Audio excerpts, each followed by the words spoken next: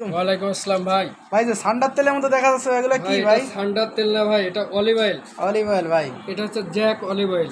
Jack olive oil ভাই, এটা কি বাংলাদেশি? হ্যাঁ, এটা বাংলাদেশে এবং আমদানি করা সিল আছে। হ্যাঁ, জি, এটা বিএসটিআই অনুমোদিত। বিএসটিআই হ্যাঁ, অনুমোদিত। এখানে আরেকটা আছে, অনেকে চাই ভাই জয়তুনের তেল আছে। জয়তুনের তেল, হ্যাঁ, olive oil, Joytun olive oil, এটা হচ্ছে জয়তুন অলিভ অয়েল। এটা খুব ভালো মানের ভাই। এগুলো কি বাইরের যে প্রোডাক্ট সেগুলো কি আছে? হ্যাঁ, বাইরের প্রোডাক্ট আছে ভাই। এর পাশাপাশি আরেকটা আছে, সেটা হচ্ছে লুসি।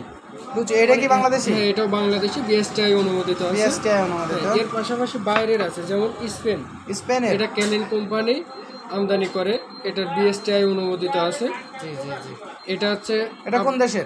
এটা হচ্ছে স্পেনের। আর এই পাশে দেখা যাচ্ছে আরএস কোম্পানির। এটাও স্পেনের ভাই। অনেকে আছে যে ভাই অলিভ অয়েল ভালো মানের থাকে, সবচাইতে গুণগত মান হবে, এবং যদি ত্বকে ব্যবহার করা হয় এগুলো খাওয়া যায় ভাই?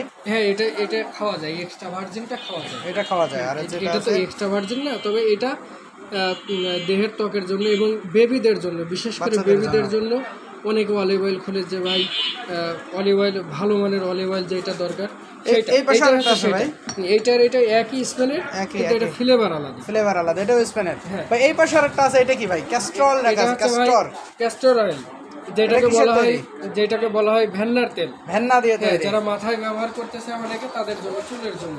আচ্ছা ঠিক আছে ভাই। ও নিজের চাইলে দর্শকবৃন্দ অবশ্যই ইনবক্সে যোগাযোগ করতে পারেন শাকিল ভাইয়ের সাথে।